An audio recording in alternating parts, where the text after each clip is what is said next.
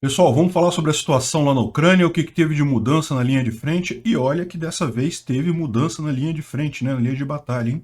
E vamos falar também de vários outros assuntos que teve muita notícia importante ontem. Teve ex-aliado do Putin que traiu ele e foi envenenado, teve um princípio de conflito entre Sérvia e Kosovo, teve o primeiro navio de grãos saindo de Odessa. Vamos entender, vamos ver todas essas notícias aqui. Esse é o nosso vídeo do dia 1º de agosto, a gente faz vídeos aqui todos os dias, então toma cuidado para não ver vídeo antigo aqui no canal, né? Essas notícias foram sugeridas por Brexek Vieksik, Babu e várias outras pessoas. Obrigado aí ao pessoal que sugeriu a notícia. Obrigado a você que está assistindo o nosso vídeo. Se você gosta do nosso conteúdo, por favor, deixe o seu like e se inscreva aqui no canal, né?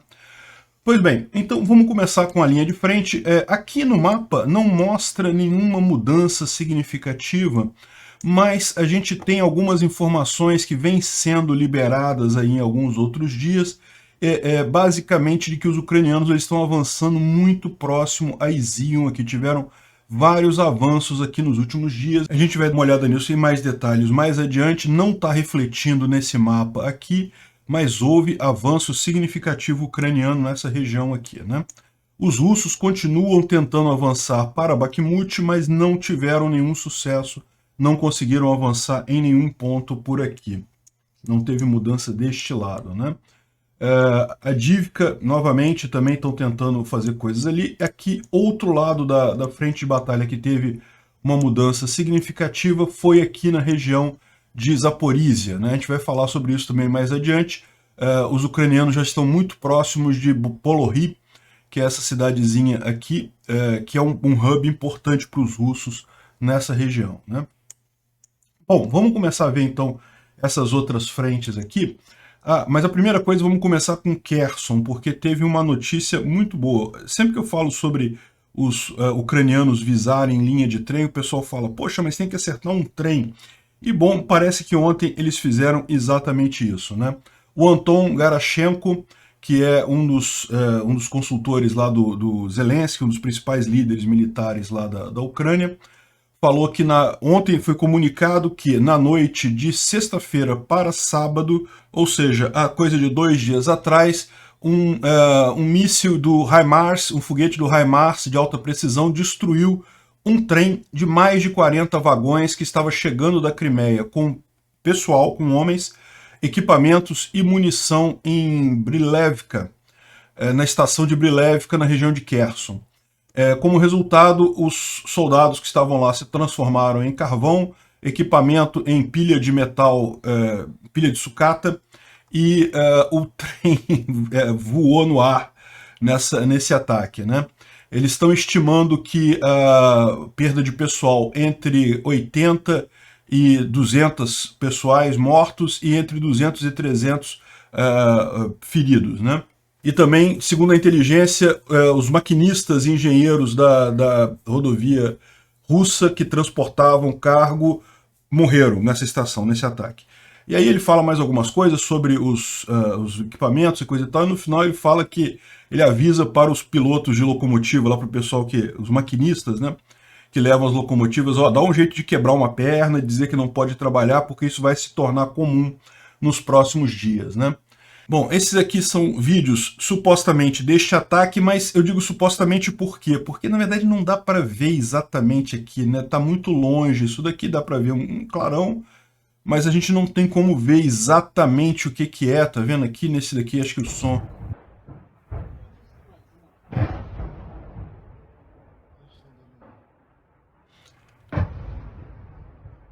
O som definitivamente é de munição explodindo, né? Mas não dá para saber exatamente o que é, né? E esses aqui também, enfim, estão dizendo que é deste caso do trem, mas de novo, eu pegaria com reservas isso daqui, porque a gente não vê o trem em si, não dá para saber exatamente se é isso. E, enfim, vamos aguardar para ver se a gente tem mais imagens ou mais informações sobre esse trem que foi atingido em Brilivka. Brilivka fica um pouco mais aqui, ó, Brilivka. Nessa região aqui, tá vendo, tem uma linha de trem que passa aqui e vai justamente para Kherson, né? vai passar aqui justamente naquela ponte que está danificada, mas provavelmente eles chegariam com esse carregamento em alguma cidade aqui por perto e passariam, atravessariam de outra forma a ponte, né, fariam alguma outra maneira de chegar do lado de lá. De qualquer forma, é sempre bom ter menos capacidade aí dos russos de chegarem lá em Kherson, né? Isso também danifica certamente a estrada de ferro que liga a Crimeia a Kherson, dificultando também esse processo lá. Então, excelente essa notícia. Além disso, teve um depósito de armas em Skadovsk. Skadovsk fica bem aqui embaixo. Skadovsk é bem longe da frente de batalha, na verdade, está no limite do alcance do HIMARS, né? Mas tinha um depósito de munição grande aqui. Os russos têm feito isso, eles têm movido os depósitos de munição para coisas mais distantes. A gente explicou aqui também. Nessa região, todos eles estão movendo os depósitos para o mais longe possível, justamente para tentar chegar no limite lá do HIMARS, mas neste caso aqui não resolveu muita coisa não, né? Essa é a boa notícia que a gente teve ontem em termos de ataque lá na região de Kherson, mas tivemos também informações aqui em Zaporizhia, né, nesse outro fronte aqui, em que, repara como é que a informação do mapa aqui está bem diferente do que a gente vê neste mapa de cá, né? Neste mapa de cá, a frente de batalha está ainda distante de Polohy, né? Que é essa cidadezinha aqui, que é uma cidade muito importante, mas segundo a gente tem a informação aqui, os ucranianos já estão no subúrbio de Polohy, e mais do que isso, eles bombardearam essas duas cidadezinhas aqui, que são Chernihivka e Verkhny Tokmak. E bombardearam essas duas cidades que tinham também depósitos de munição e grande guarnição de soldados russos, e os soldados russos foram obrigados a se refugiar, a sair dessas cidades e se refugiar em Tokmak e Berdiansk. Fizeram um movimento grande aqui, né? E o que eles estão dizendo, lógico, os ucranianos não tomaram essas cidades, isso aqui ainda está atrás da linha de frente, mas como as guarnições foram totalmente destruídas aqui, o local onde eles estavam foi totalmente destruído, os soldados acabaram saindo, né? Não tomaram também porque Polohy ainda está na mão dos russos, ainda está sendo conquistada, os ucranianos estão tentando ainda conquistar essa cidade, né? Bom, a gente já viu em vídeos alguns dias atrás que os ucranianos têm feito avanços também nessa região daqui, né? Então, sabendo desse avanço aqui pelo lado de Polohy também é uma coisa bacana, mostra que isso daqui provavelmente é algo que está para também ter uma atividade muito grande. A gente falou sobre isso na questão de tomarem a região de Kherson, que muito provavelmente depois de tomarem a região de Kherson, o foco dos ucranianos vai ser chegar ao mar aqui, para separar Donbás da região da Crimeia e do sul da Ucrânia, o que certamente dificultaria muito as movimentações russas nessa região, né? Então, Melitopol, essa região toda aqui, pode esperar que vai ter também contraofensiva por aqui.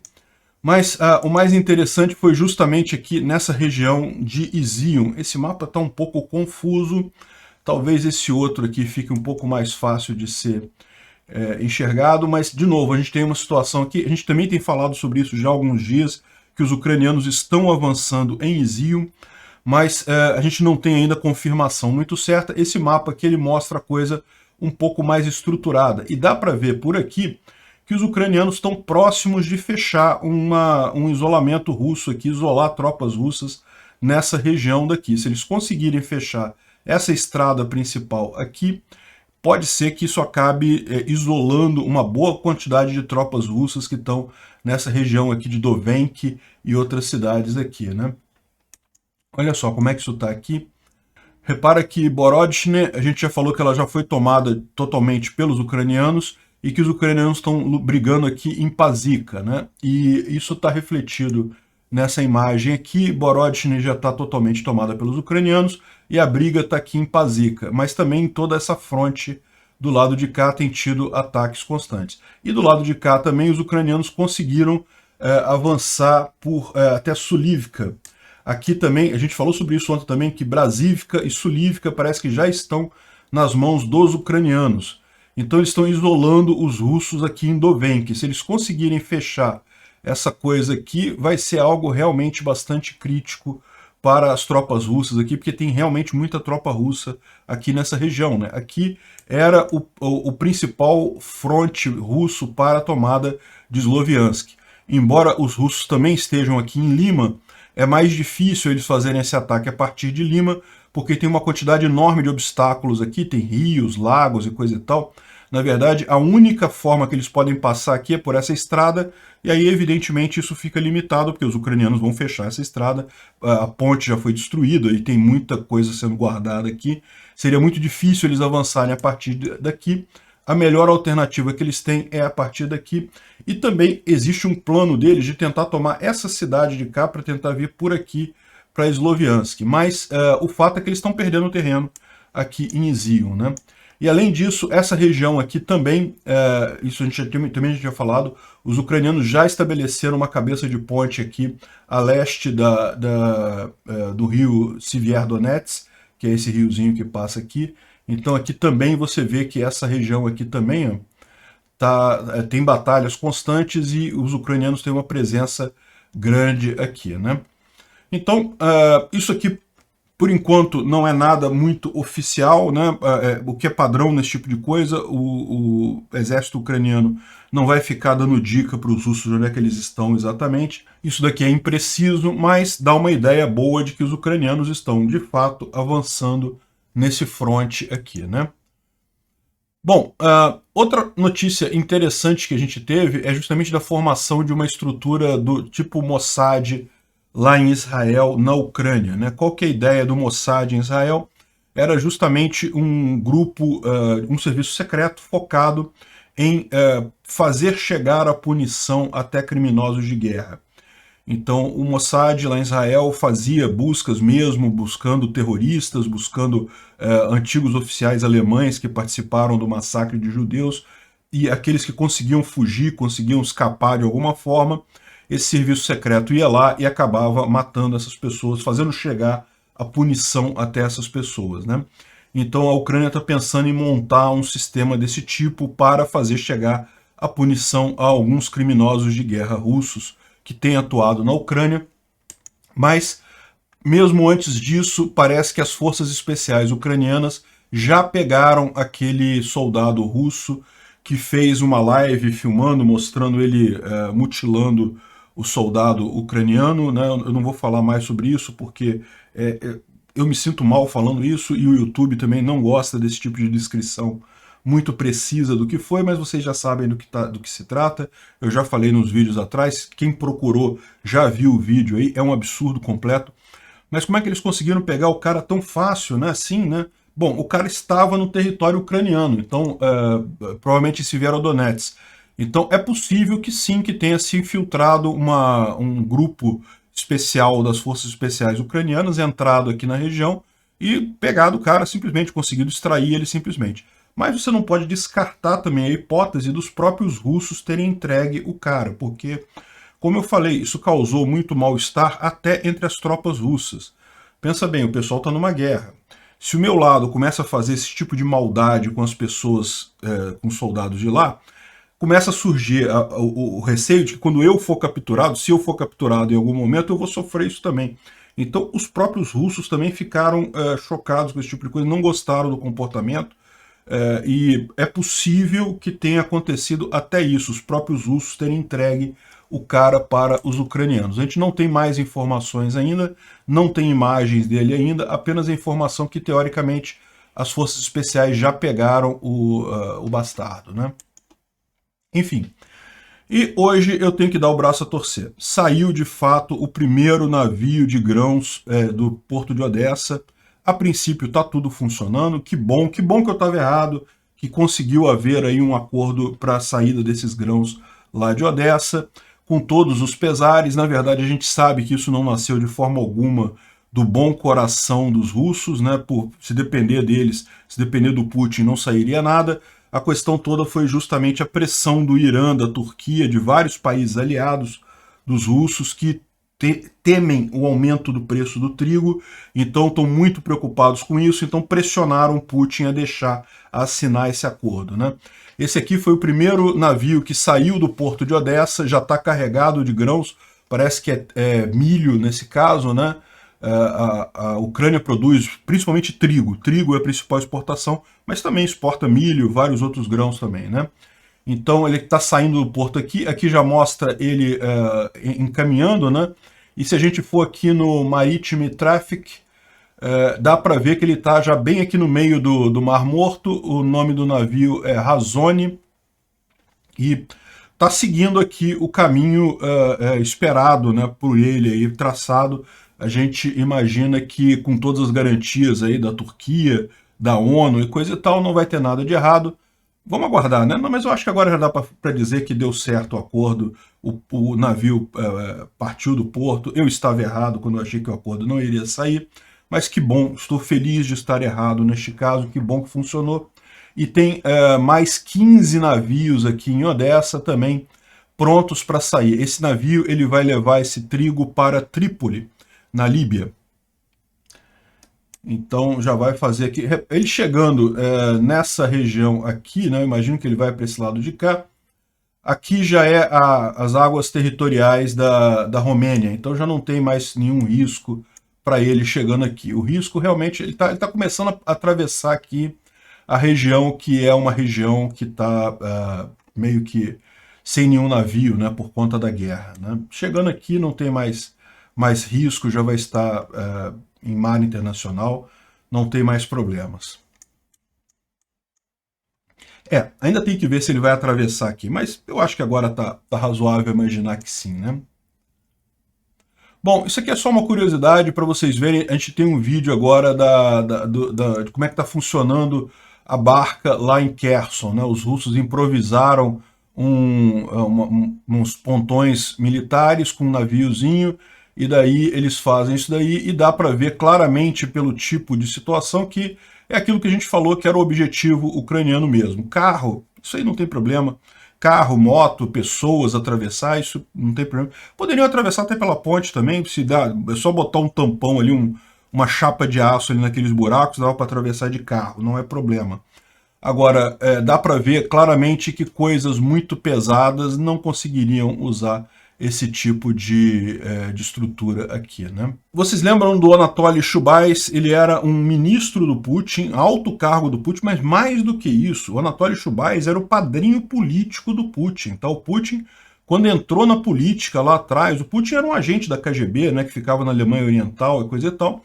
Em determinado momento, ele voltou para São Petersburgo e resolveu entrar na política. E foi justamente o Anatoly Chubais, esse cara aqui, que, digamos, patrocinou a entrada do Putin na política. Então, era uma pessoa muito próxima a Putin. E quando a guerra estourou, o cara percebeu que ia dar o que todo mundo percebeu que ia dar merda para a Rússia, né?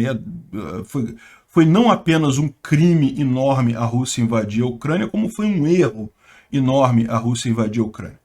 Então, o Anatoly Chubais, que era ministro, nem sei qual era o ministro, ele era alguma coisa meio aleatória, provavelmente ele estava lá porque o Putin queria mesmo agradar ele, como eu disse, ele era o padrinho político, e daí ele fugiu para a Turquia, estava no exterior, e saiu da Rússia com isso daí. E lógico, o Putin não ficou muito feliz com isso, e parece que agora ele foi internado num hospital em um país não especificado na Europa, ou seja, ele fugiu para a Europa e eles estão preocupados com a segurança dele, então não está dizendo nem em que país que ele está na Europa.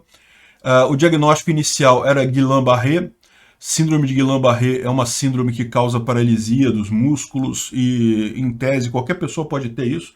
Até depois de um resfriado normal, você pode ter síndrome de Guillain-Barré. É muito raro, é muito raro acontecer, mas pode acontecer.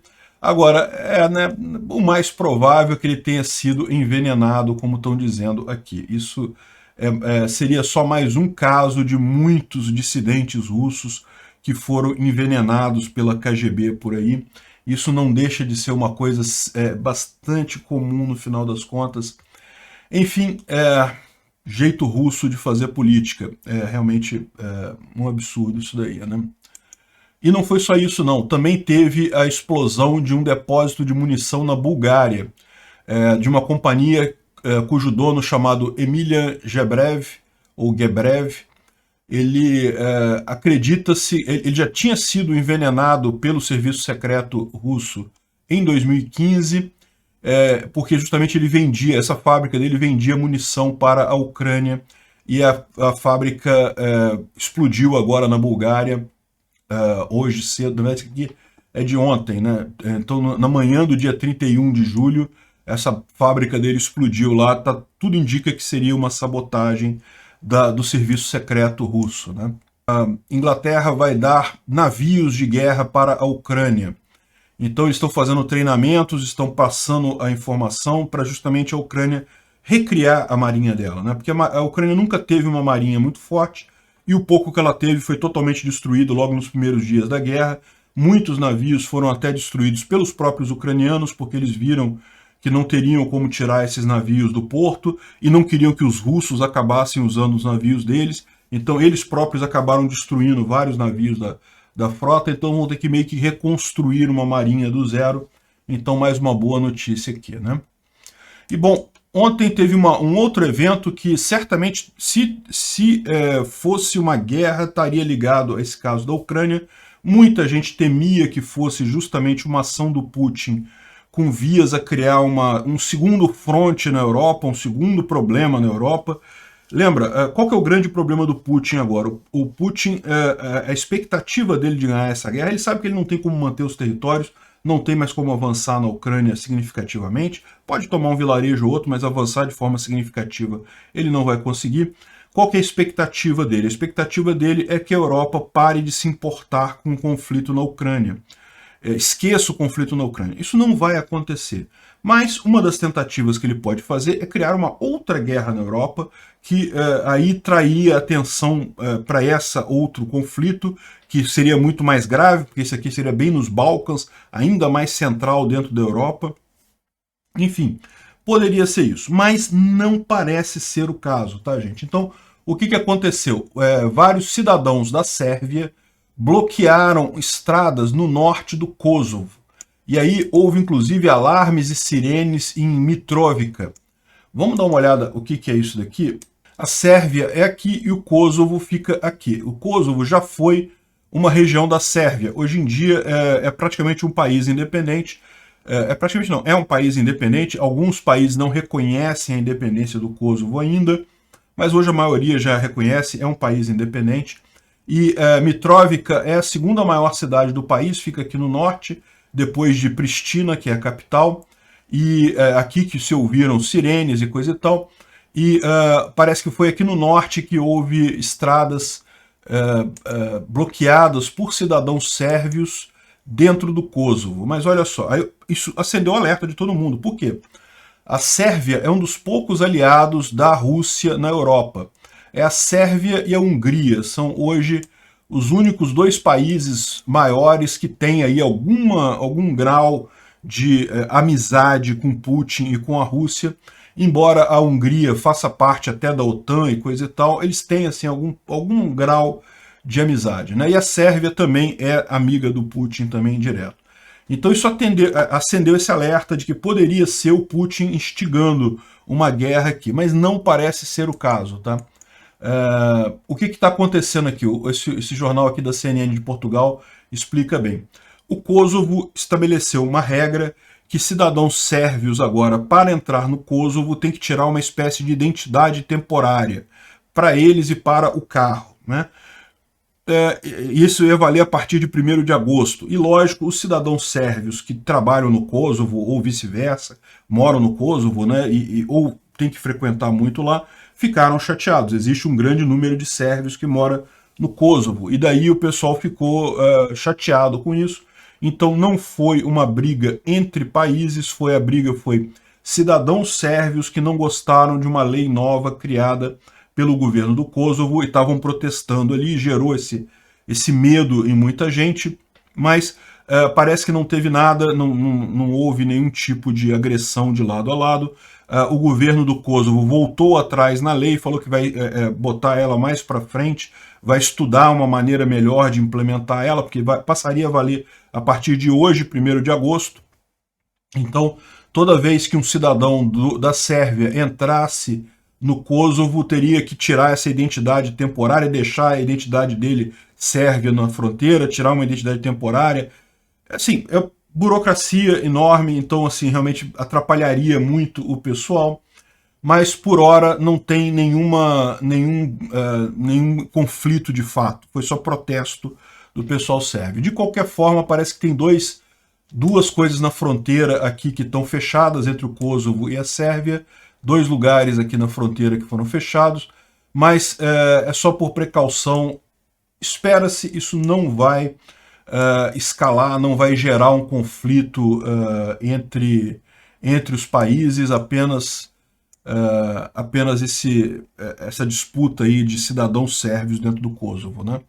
Então isso daí, em princípio não deve ter nada aqui, não deve ser nada demais, mas vamos ficar alerta, porque como eu falei, que o Putin gostaria de criar uma distração ali, ele gostaria. Obrigado por assistir o vídeo até o final. Além de curtir, compartilhar e se inscrever no canal, considere se tornar patrocinador com valores a partir de R$ 1,99. Clique no botão Seja Membro abaixo para saber as condições e vantagens de patrocinar o canal. Mais informações sobre o nosso projeto, visite nossos sites indicados na tela.